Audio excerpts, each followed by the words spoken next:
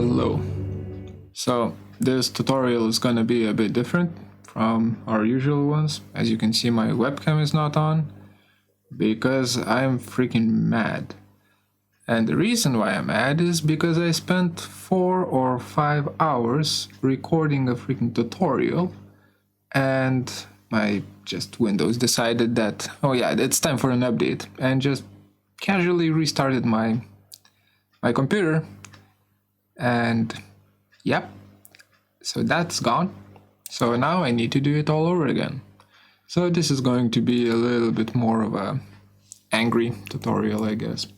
And I'll be going through it quite fast, so you do have your pause buttons, so use them wisely. In this tutorial, I will show you how to model or remodel form from a topologically optimized mesh. And by topologically optimized mesh, I mean mesh that you get from what was that name? Topos plugin or Millipede plugin or Monolith plugin, doesn't matter. All of these plugins do structural optimization and topological optimization. So let's begin by actually creating creating a mesh, creating an optimized mesh. And I did this quite a few times in my previous video, so you can check out those videos for more detail. I believe it's video number 35 or tutorial video number 35, but let's just go through it quite fast. So to start off with, I will be using Topos plugin, and I will work with it backwards, right? So first of all, I will pluck down the solver, which asks me for a bunch of inputs, and here I will just toggle for this guy to not run. I will create a button. Oh, that's not a button. And I'm also quite tired, so I might miss a few steps. Optimus parameters, right there. Analyzer parameters, right there. And model, where is it? Model. Oh, come on. Maybe today is not the day. Maybe today is a day when I just go and play some Overwatch or something, I don't know. But that would make me rage even more, so I don't know. Let's just wait. I think Rhino will have a small heart attack, and then we'll come back to work. While this is crashing, I will just explain what we're going to do. So we're going to generate a mesh, and we're going to make it into a clean NURBS polysurface in 3 different ways. One of those ways, or rather 2 of those ways, are going to be in Rhino 6, and one of those ways is going to be in Rhino 7. And Rhino 7 is the VIP version, the work-in-progress version that... Why is this crashing? So it's a work-in-progress version that you can download if you have a legitimate license of Rhino 6. Okay. So this is in GPU mode, that's fine. I will just connect it like so. I don't know why it took so long, doesn't matter. We have, these guys will have to wait, but for this one, we do need a few inputs to get this show on the road. So boundary domain, that's right here. That's what's the boundary within the within which the calculation happens. Then we have a boundary condition, which is right here. And then we have properties and model resolution. So for resolution, let's just do that. So,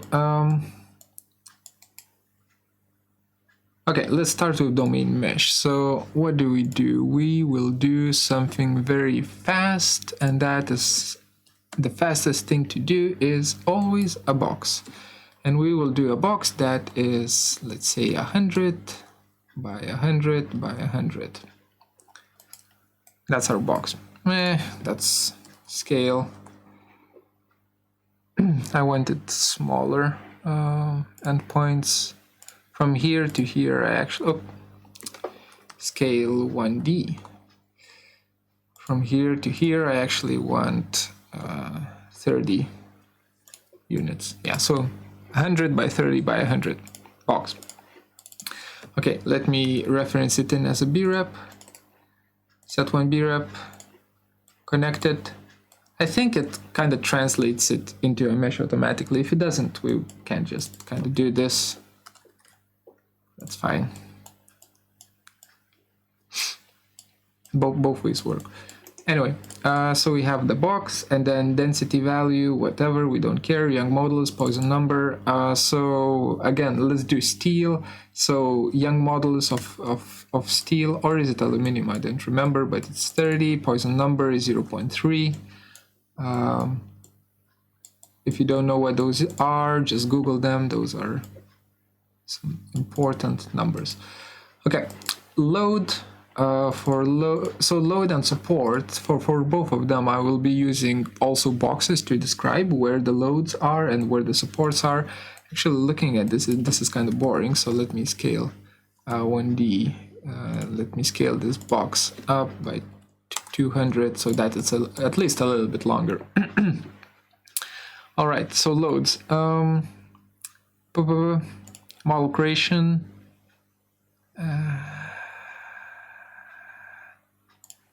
What does it ask me? Different loading conditions. Okay. I don't. Yeah, there we go. Volume load. So we will be using volume load for this, and it asks me for another box, and I'll just create one. Let's see, something like this, and it gets loaded right here, right? Somewhere here.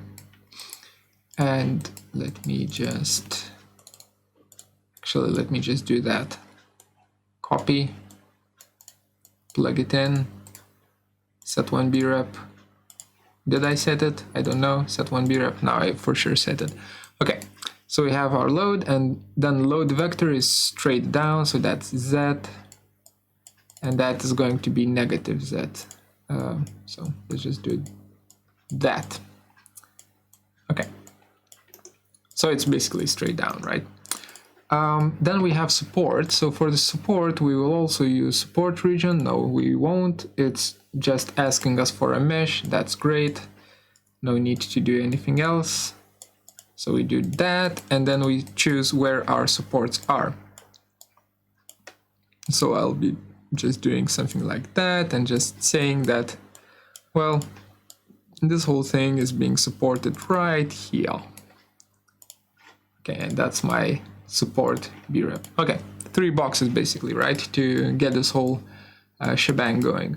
Then for resolution, it asks us for the size, so I know that this is 200 by 30 by 100, so let's start with a size of 0. Let's do 1 for now. Something like that. So it's going to freak out a bit and then kind of calculate. Oh, this is a lot. Maybe let's start with 10 and then we will decrease it. Yeah, then we will make the resolution smaller once we know that it's working properly. Then we have some, so this whole part is done now. Then we have some iterations, whatever. We will come back to these later. Let's just go to freaking isomesh. Now, isomesh is slow. Let's start with principal stress values here, and let's just, screw it, let's just reset and run and just see what happens, right? So that's what happens. And if you want to see it in action, then you just right click on this solver right here and just choose live preview, and then reset, run, and you can see the stress lines appearing, right? Cool. So that's stress lines, that's boring. Instead, let's do model data. voxel mesh. Let's do voxel mesh instead. That will show us more, and the threshold is always between 0 and 1, so 0.5 should be kind of, you know, the mid ground. Okay, reset, run. Yeah, kind of does its thing, and then if I kind of move the slider around, you can see that eventually I will end up getting some sort of a value, not value, but some sort of a form. So now let's increase the resolution by decreasing the slider. Let's amp it up like to 5. So it's gonna be more voxels basically. Run it. Voxels disappear. Voxels start generating. Yeah, and we end up getting something like this, right? Cool. That's sweet. Actually, yeah, sure, whatever. That's sweet. Now, instead of this ugly box mesh, let's do an iso mesh, like so, with the same value. I don't remember which value we used, so I undo 0.35. Okay, so now let's do an iso mesh, like that, same value, delete that, and now we have our iso mesh right here, right? Not the prettiest one, but it's gonna do the trick. Okay, so now we can just bake it out. If you want to, you can do Catmull-Clark subdivision on it to make it pretty, and then bake it out. Doesn't matter. Okay, default, okay. All of this is whatever. Just delete it. And that's the last that we see Grasshopper for this particular, if you can even call it tutorial. So we have this nonsense here, right? This form right here. So now 3 ways of how to actually model it. One way is, you know, go to the freaking front view and then start drawing, right? Draw out the outline like that. And you thought it's gonna be something fancy. No, it's not. It's just going to be me drawing. Close curve. So we have that. Actually, we can lock the mesh so that we don't accidentally select it. Then we take another polyline tool. We do that, maybe something like that, and that. Next one, that. I don't like that angle, but that's whatever. That. And the last one is gonna be, do we want to keep it? Yeah, sure, let's keep it like that. Okay, so we have our outer form, right? Then I will take that curve, or rather those curves. Why is this locked? Unlocked. I lock that. I take my curves. I will create a planar. Nope, that's a plan. No, we don't do a plan. We do. Come back to perspective. We do planar surface. So we create a surface. We extrude curve. Extrude surface, and we just extrude it to whichever size we want. I believe it's 30 millimeters, right? So we have something like this, and it's not the prettiest one, right? So then we start using fillets with quite a large radius. Let's do 10. Sorry, not fillets, fillet edge. Fillet edge, 10. And then we just kind of go around here, fillet it out, let that. Actually, we can be a little bit more cheeky about it and just do, wait, let me undo everything, go to top view. As long as you're in wireframe mode, just select all of the edges in between with the same radius, just fillet. So some of them break, right? And that is absolutely fine. We just select the ones that broke, and what the? Did all of them break? Oh, come on. Come on, Rhino. Okay. Sure, let's do it the long way around. So let's do the outer perimeter first. That maybe doing where is it? Ghosted. Doing it in ghosted mode will help out a bit more. So all of these should work. Yes, they do. And then that will not work. Well, maybe this one will. No. That will work for sure. That will work for sure. That will work. That will work. That needs to be rounded off. Will that work? Yeah. Yep. Yep. Okay, so those work, and that works. So I'm just going around it one by one and just making sure that everything kind of fillets the way I want it to fillet. So that's good. What about the small one? That is not good. So now we decrease the fillet radius to 0.5 to 5, not 0.5. And just choose these two. Yeah, that rounds off nicely. I believe these three will round off. No, they won't. So these two instead. Okay. Will this one round off? Nope. Will this one round off? Yes. Okay, so we still have that sharp corner there. Everything here is fine. Here it's not fine. If you don't want to round off parts, that's fine. You can keep them not. Oh, actually, let me keep it sharp here. That's fine. Should I keep sharp? Yeah, I will keep it sharp there as well. So that's done with 5, and then let's do the last fillet of 2 or 2.5, doesn't matter. So we round off that. That is rounded. That is rounded.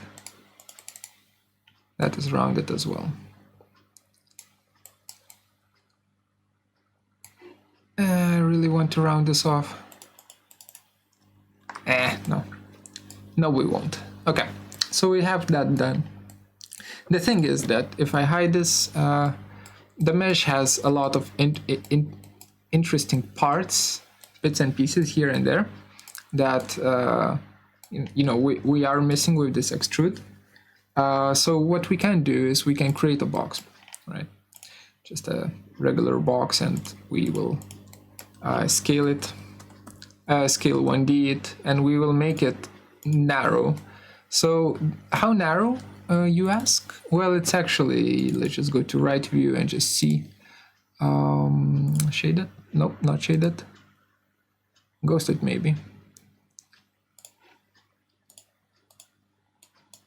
So that narrow. So it's like 1/3. So it's going to be scale 1D from here to here, 10.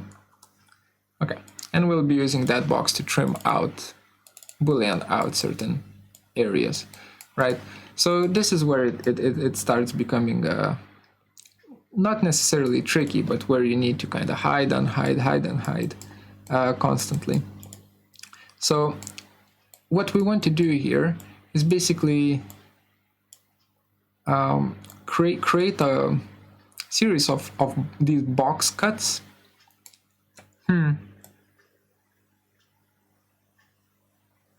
Sorry, I'm thinking a little bit now. I'm thinking if I should do it in another way. You could draw it out as well, because that is pretty clean. Okay, let's draw it out instead. Sorry for blabbing a little bit, but it's been a long day. So we know that it's going to cut in here for sure, or even better, let's create a clipping plane right here, like that. Let's go to shaded view, and then we see for sure which parts are being cut through and which parts are not, right? Same thing here. If I turn on the clipping in the perspective view and just move it to the correct position, then we know for sure what needs to be trimmed away. So now I can create a pretty decent shape. Just draw out a pretty decent shape, and it doesn't need to be very precise. So I will just draw it out in a way I think it should look like that. Here it doesn't matter, and here it just does its thing and kind of tapers off here. Here it doesn't matter. Maybe let's do it like that, and then kind of goes until here, and yeah, connects back here. So now we don't need the clipping plane anymore. We can just delete it, close this curve, create a planar surface out of it, like that. Then we move it by 10, and then extrude surface by 10. Make sure that solid is set to yes. That's the wrong side, but that's fine. We just move it again. Show. Take this bad boy, Boolean difference. Use the newly created shape to Boolean difference out, and now we have something like this, right? Which is pretty damn close to the mesh. So now we just move it to the side. Go to shaded view and just check out if there are any parts that are missing. So we need to make this more narrow and this more narrow, right? But other than that, like the bottom side can stay fat. So how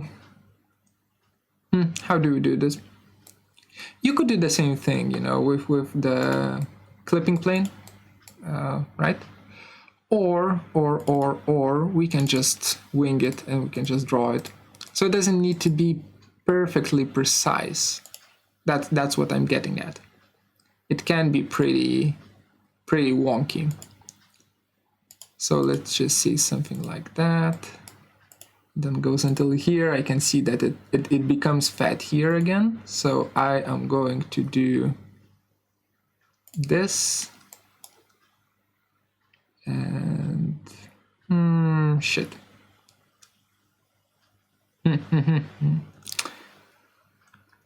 Let's try again. This and here. There we go. And then it's, where does it become ghosted? So it becomes fat again here, right here. No, higher here. This is where it becomes fat again. So we will be just doing something like that and going through here and reconnecting here. Okay, we've done that. Let me extrude curve, or we can do planar surface again since we already used it. Extrude surface. This time I will just wing it, or should we keep, let's do 7.5. 7.5. Take this polysurface, mirror it to the other side of the mesh, or of the polysurface. Boolean difference. Cut away with these two polysurfaces here, and now we have something definitely to work with, right? So that part is this part is weird. There's different ways of how to fix it. One of them is just by moving the control points. You know, you can just do that. Let me show you how. Before I do that though, let me just move it away from the mesh, because that's already, this is old news, this is new news. And let me just turn on solid points on, grab those 2 points, or rather grab just one, maybe one, maybe two, I don't know. Let's just grab those 2 instead. Yeah, that seems to be better. And move them along this edge right here, just like that. You can see that this is starting to mess up, so instead we will be doing it one by one. We will move this guy, I don't know, 5 by 5 millimeters, or whatever the unit is, and move that guy by 5. So we have something like this, and then we will be doing the same thing with these. Move 5.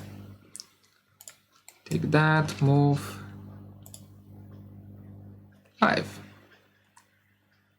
Yeah, there we go. Okay, so now it's still planar, everything is still neat and tidy, but this is you know, getting cleaner and cleaner.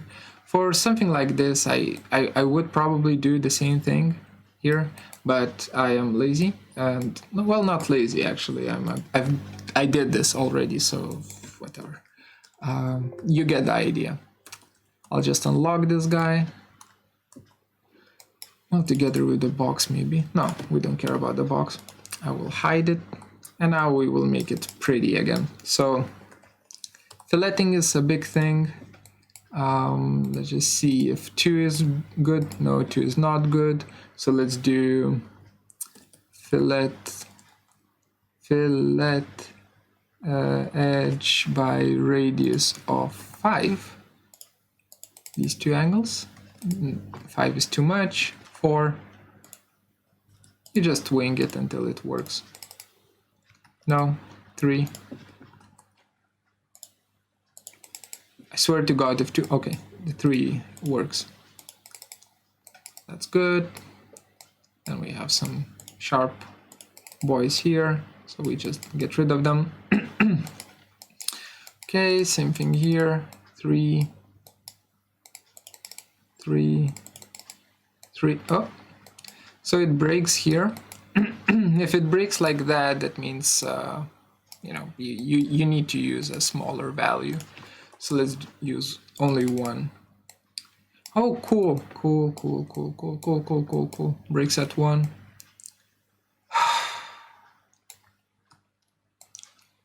Fine. Let me just model out the box.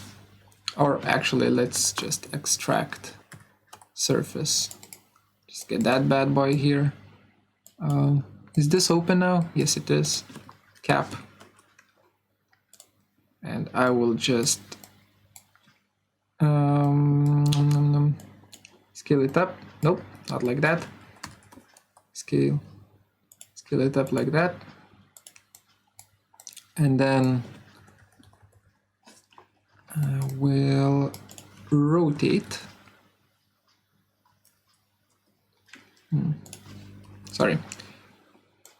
Sorry for blabbing. I will move it back into place. So now it's just a bigger version of that surface, and I will rotate 3D around this edge, like so, downwards, like that, and just use it to trim away the bullshit that is here. And it doesn't trim, of course. Why would it? That would be way too convenient. So let us move it a little bit like that to make sure that everything intersects. And now trim again. Try to trim again at least. Now it works. Sure. Just your average Rhino modeling things. So I'll do the same thing for the other side. Trim. Okay. Delete, select, cap. Fillet edge. Now it fillets. Will this fillet though? Now it fillets. Okay. So this will need to wait a bit, but this we can fillet already. All right. let's do that here as well. Why are you so weird here? Oh my god. Merge all faces doesn't work. Huh. Anyway, I would do the same thing as I did here for that one, and then it would work. So it's a blocky boy, of course, you know, because it's just Boolean operations, but the more fillets you add and the more you carve out of it, the better it's gonna become. So let me just do fillet edge, a few last ones. Let's try radius 1, and here I'll just say face edges and choose this face, and I just want to see if it's gonna work or not, and it actually does. Right, so all of those faces, all of those edges surrounded that face, oops, that was wrong, were filleted. I'm doing it the same thing for the other side, right here, also got filleted. Yeah. Looks decent. And now for this part here, we can try to do the same thing, but I don't think it's gonna work. Yeah, it breaks. So let's see which parts break, and we will not be filleting those, or we could, but we would need to revisit them. So for sure, you know, this is not good, right? So I will be unselecting that. That whole area is kind of bad. So we'll see. Let's see if this actually, no, it doesn't work. Okay, we need to do it one by one. So let's try fillet edge. What if I just said that only you should be filleted? Yeah, that fillets quite nicely. Same thing here. Fillets, okay. And then here, pum pum pum pum pum pum. You could use chain edges as well to fillet. I think that will break. That looks like it's gonna break. Ooh, that's an ugly area right there. Let's not look at it. But you get the idea. Okay, so this is the first version, I guess. First way of how to do it, and it's a pretty, you know, bulky, a pretty bulky one, but you can achieve pretty cool results with it. There is a second version of it. Wait, let me check my phone. Okay, so second way of doing this is a bit cooler, I guess, a bit nicer. And it takes a little bit longer, but it produces nicer results. So in one of my tutorials, I showed you this meshbox tool where we just say that the count is 1 by 1 by 1.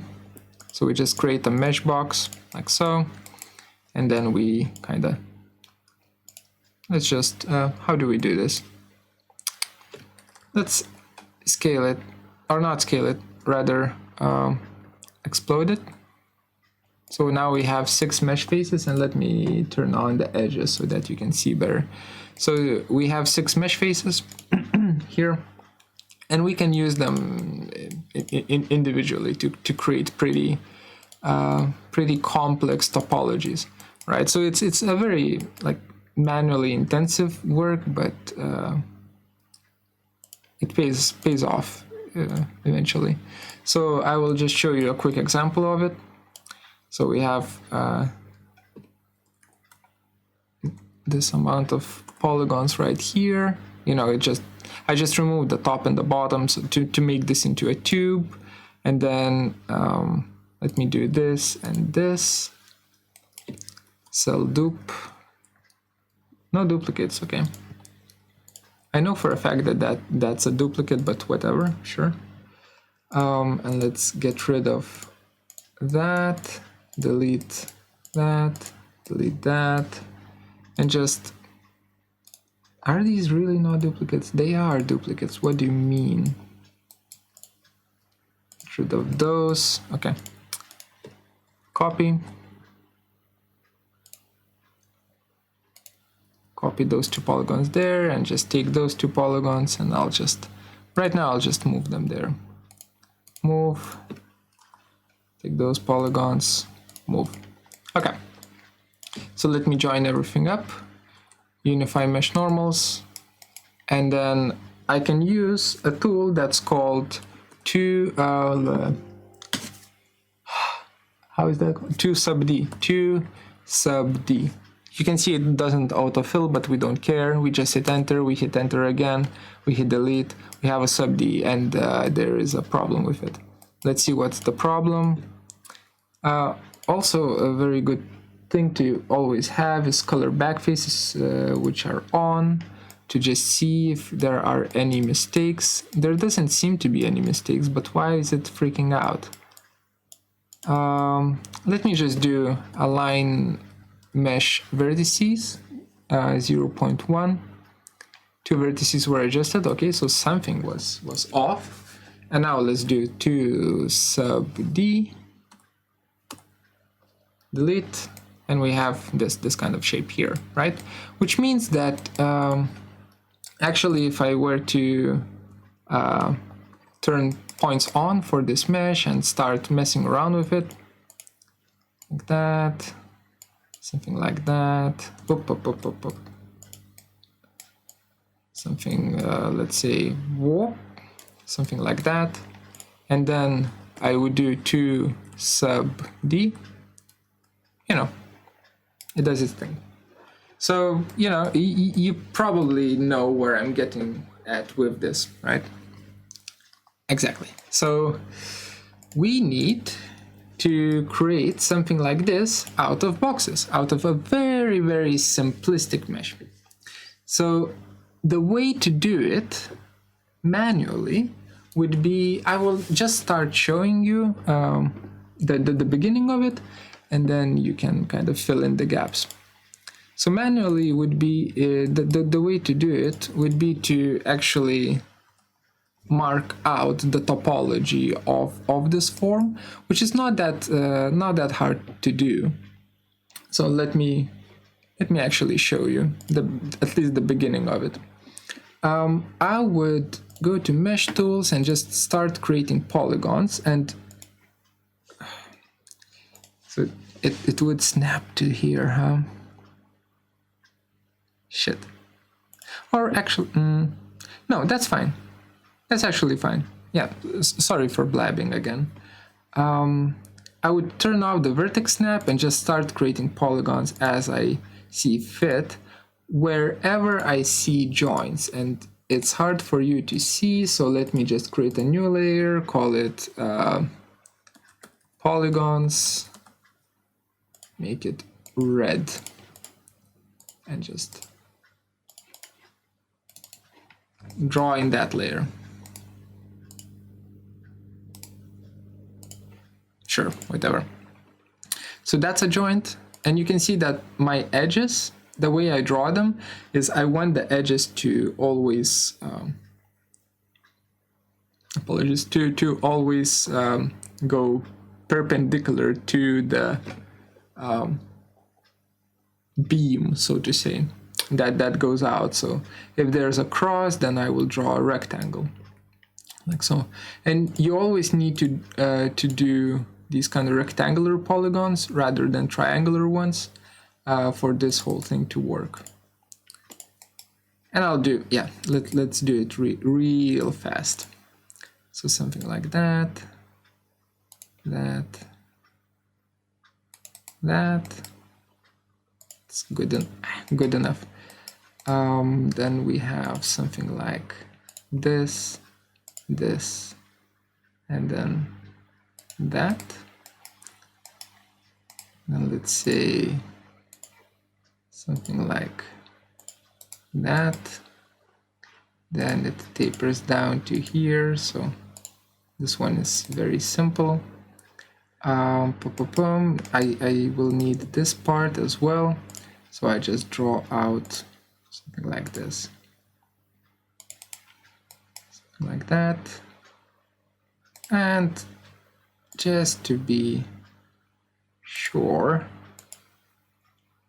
let's just draw out a small polygon there.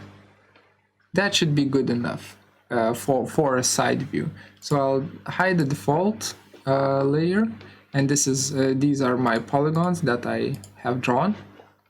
So I'll turn on vertex snapping, and I'll connect them with more rectangular polygons. Again, very important.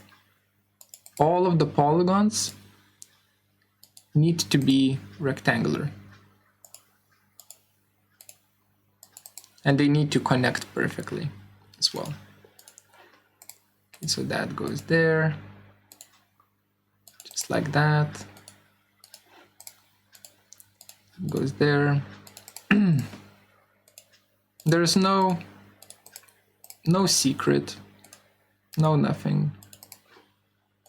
It's just, you know, just work. Okay, we have that, and then this up.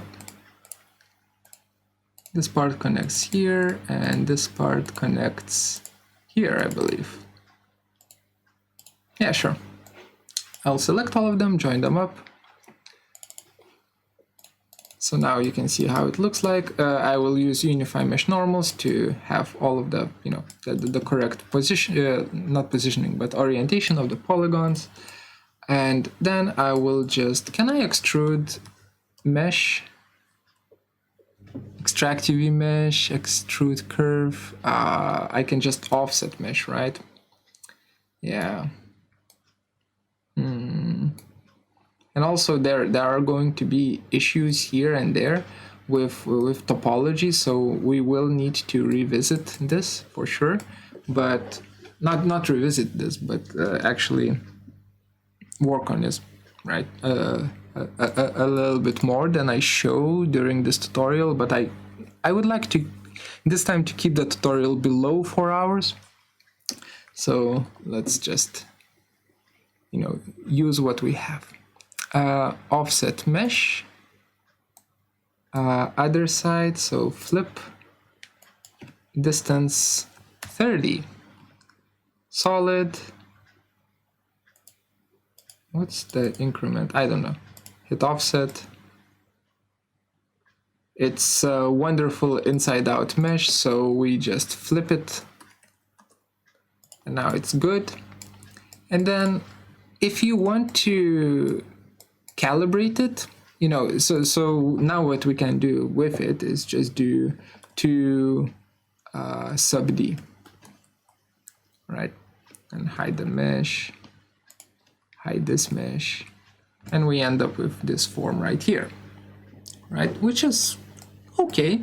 And by the way, if you to NURBS, if you want to convert it to a NURBS polysurface, right? So which is, you know, kind of nice, and you can use it. But if you want to, before you kind of do the 2 sub D, you can kind of turn on Grasshopper, referencing this mesh as a mesh. Reference this mesh as a mesh, do Catmull-Clark subdivision on it with level 3. And if you go to wireframe view, then you can see that, you know, the Catmull-Clark subdivision will show you how it's going to look like once it's a sub D. So then you can actually go into the front view, Fn, F10, take some points and then start moving them around, right? To fit this whole thing a little bit better. For instance, log that. For instance, all of this, like this hole is too small, so I can just scale it up like that to make it fit. and maybe move it in the correct position, scale it down a notch, just like that.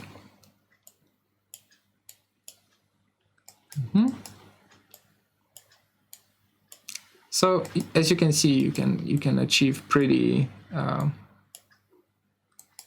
accurate, well, somewhat accurate results with this technique. To add three-dimensionality, so right now it's quite 2D. This form right here. To add three-dimensionality to this form, you would need to mess around with the topology of this form, right? There's no real like fast way of how to do it. Also, what the heck? Why is this? Wait. Top view. Oh my god. Why is this not flat? Solid points, or rather points on. This needs to. Can I just do this? Scale, or rather select all of these points on one side and just scale them to 0. Yes, I can. So they get just scaled to one plane. That's a nice little trick. Select the points, scale 0, move it to the correct position. Okay. So let me show you how I would add 3D information to this. So we have one side here, right, that we can kind of deal with, and then we have another side here that we deal with, right? So let me select both of these sides and just set multiple meshes. Sorry, multiple meshes. These two meshes right here, and let me just join them up like that. Okay, so to make this work, to make this kind of start connecting, we will need to add a few more polygons, right? So there's no real trick to it. You just do extract mesh faces, or delete mesh faces, doesn't matter.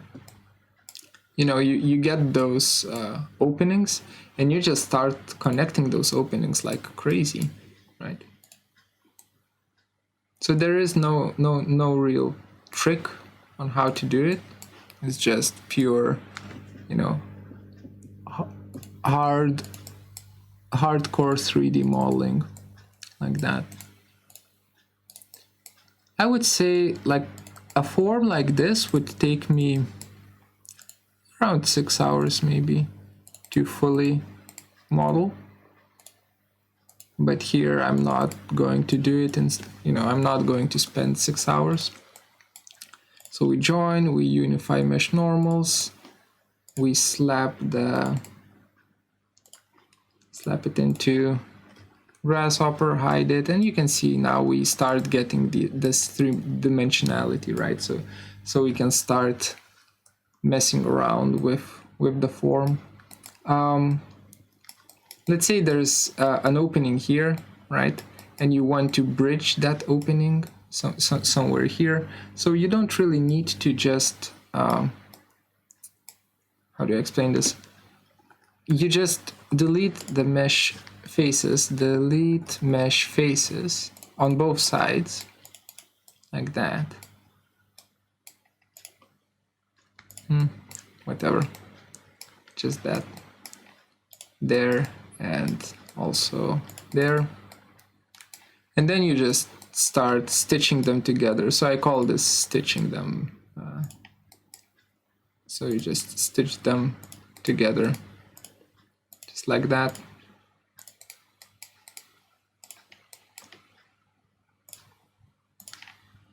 Make sure that your topology is clean, by the way. You can't do a large mesh face connecting. It always needs to go point to point to point to point. You can never have an edge. Oh wait, we don't need to do that. You never need to, or rather you should never have an edge arriving at not arriving at the point. Yeah, I'm stumbling over my words here, sorry. Okay, so we have that, and last point there. Okay, join this bad boy up. Unify mesh normals. For instance here, okay, this is a good example. Here I messed up, right? I didn't stitch it properly, and now if I were to try and create a Catmull-Clark subdivision and hide it, you can see that something is wrong here, right?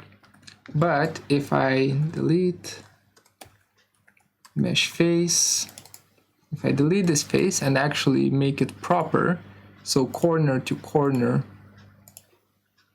come on, snap to corner, and then a large one from here to here to here to here. Join, unify mesh normals, set one mesh, hide. Now it's all clean, right? Starts looking like the form that we had, right? If I were to big this out, polygons, okay, right? Starts looking 3D. Okay, so that's a second way of how to do it, and trust me, I don't want to model this whole thing through and through, but you get the idea, right? Let me show everything.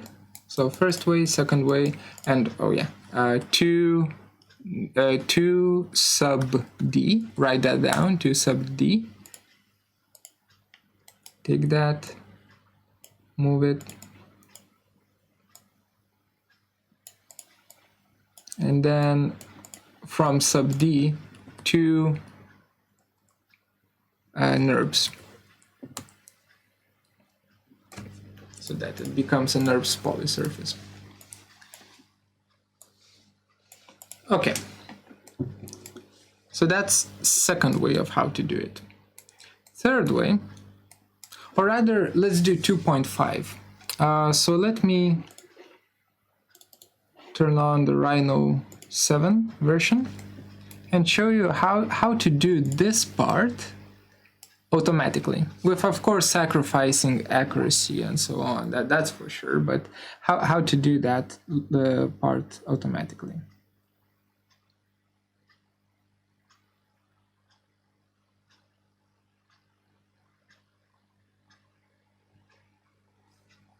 Okay, just allow access. So let me move this here and let us, will this work though? Unlock, Control C, Control V. Yeah, sure, works. Okay, so 2.5, option 2.5. You have your mesh, right? You select it, and you go to mesh tools and you choose quad remesh, which I have no idea. Yeah, there it is. That's in Rhino 7. Quad remesh. You choose target quad count. That's way too much. Let's do 100. Let's see, with 100. Detect hard edges. In this case, everything is kind of soft, so I'm not sure. Well, let's see. Hit preview. It's gonna do its thing. Apparently it's gonna take its time doing its thing, right? I can't see it. How is this a good preview? Hide input object, sorry. Okay, so it breaks there, right? And opens up there and so on. And why does it open up? But you can see it kind of starts doing this quad remeshing. Okay, so what if we convert it to sub D? Yeah, so here we can already convert it to sub D, so we don't detect hard edges for this kind of a task.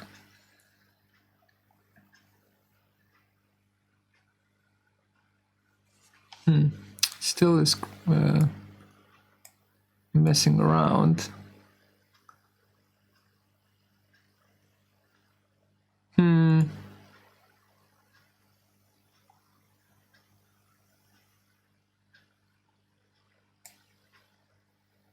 So I know that this is a symmetrical one, so I turn on symmetrical axis, but here it breaks, and there are a lot of areas where it breaks. So let's try target quad count to increase it.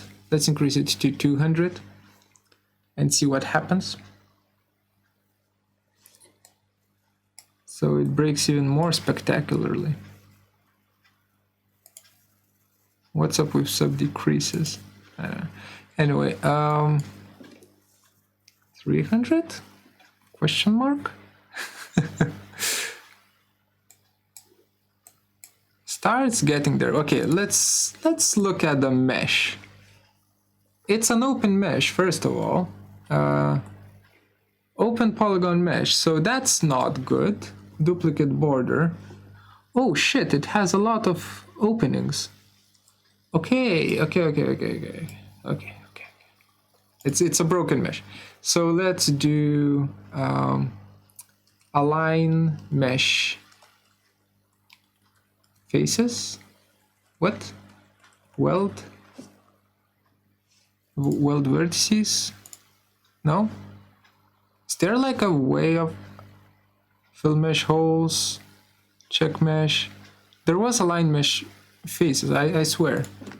Or align mesh vertices. Align vertices. Okay, so it changed. Distance to adjust 0.1 maybe. Yeah, let's go for 0.1. What? Still open. Duplicate border. One border. Zoom selected. What are you? You are a very, very broken border.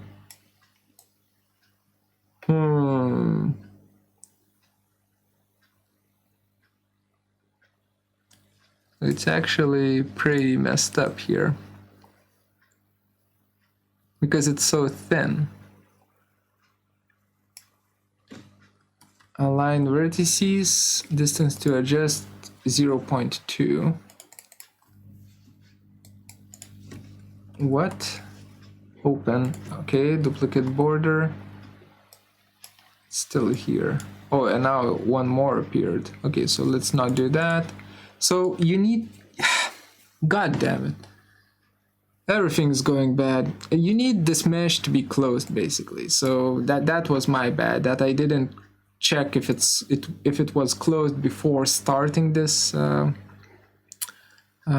this process. But now quad remesh is not gonna work and everything is bad and shit.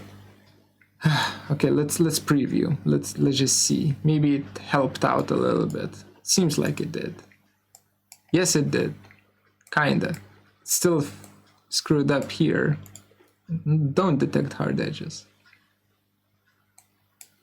Still bad there. But actually good everywhere else. So we're happy. We just convert it to sub D and just hope for the best, and it's actually good. Okay. Hit OK.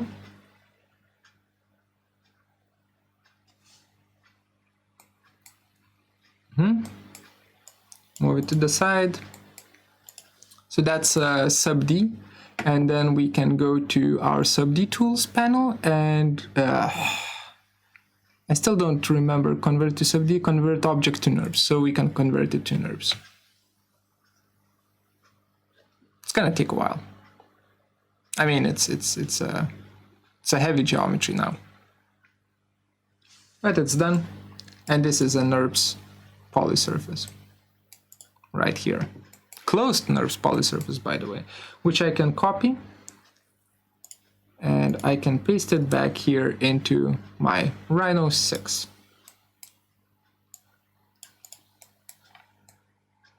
There we go. I mean, that's cool, huh? I'll use that for a freaking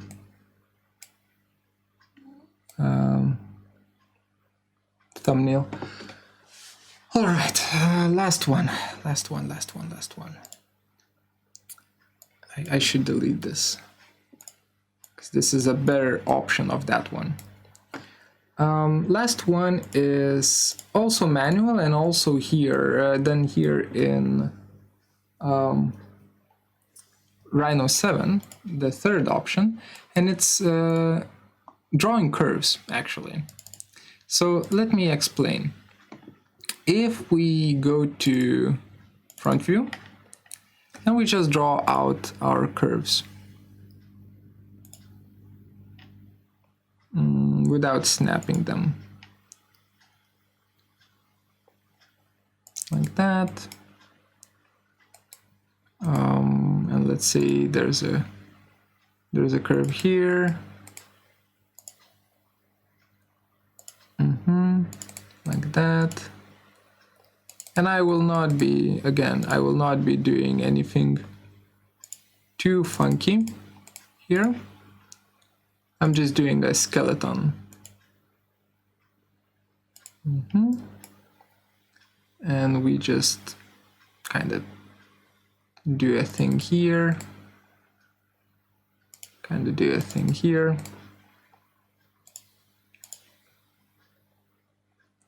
Maybe here. I can't really see that well as well.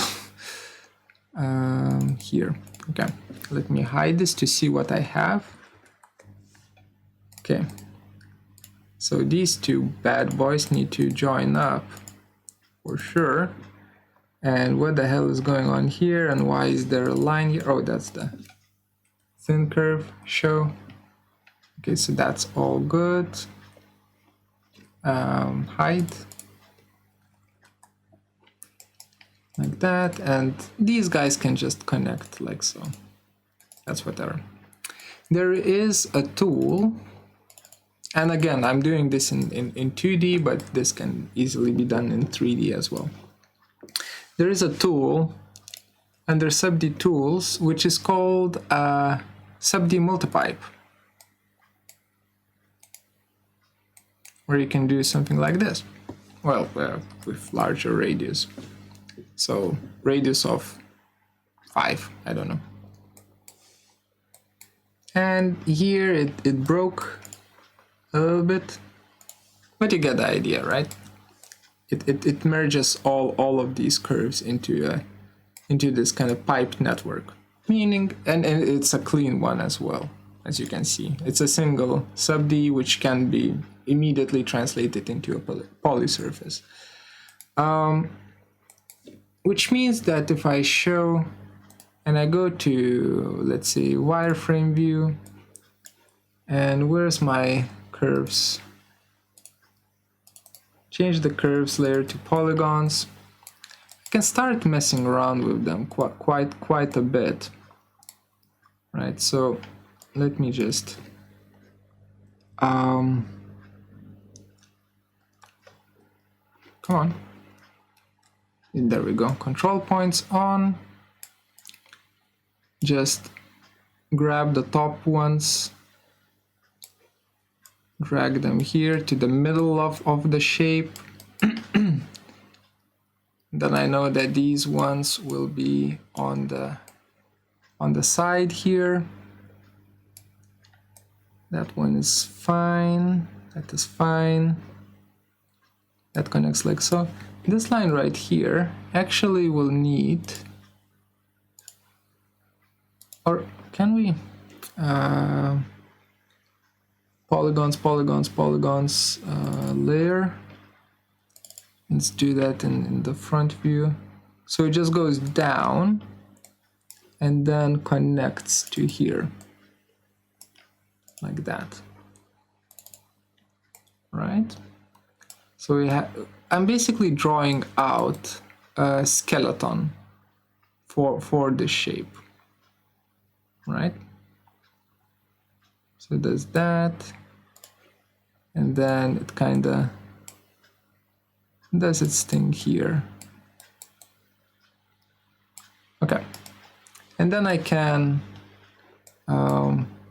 select all of these lines, select objects, explode them. Actually, I want to fix this part here because this part was all messed up. We don't need that. There we go. And then I just lock this guy in place. Select the curves that I want to mirror. So it's going to be these curves right here. Well, not this one. That, and for sure that and that. Mirror them. Serial port. Oh, that's not mirror. Mirror them to the other side, like that. Find places where they would connect. So for instance here, it needs to do a different type of a form, so to say. So let's do Fn F10 and just scale them down to a more narrow form here, and maybe connect them together here and here. Here they become one. That part is fine. Here they need to connect like so. And this is an important connection right here. So this is a third way of how to model with these curves. So what the hell is going on here? That's a weird intersection. I'm not a fan, so I'll just move it to the side here. Whatever. Mirror it again to the other side. Let's just say around that point, like so. And then we will just kind of connect them. Come on, connect. I think that's that, you know. Oh, never mind. There. I think it's, or is that an opening? Yeah, that's an opening. That's my bad. Like that. So we don't connect that. Well, actually this one should be connected for stability. And now let's do the same thing. I will just explode all of them to be separate. And I will go to Mesh Tools, Pipe. Where's the pipe? That's not in Sub-D Tools. Sub-D Multipipe, same pipe radius.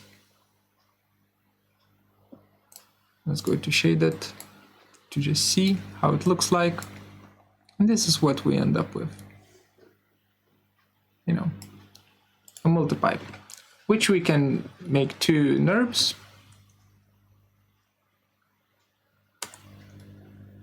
Oh, by the way, you can change the thickness of individual segments here as well with NURBS tools. So don't think that this needs to be that thick. This is a closed polysurface, which we copy and paste it here. Just like that. And that's it. That is it for this godforsaken tutorial.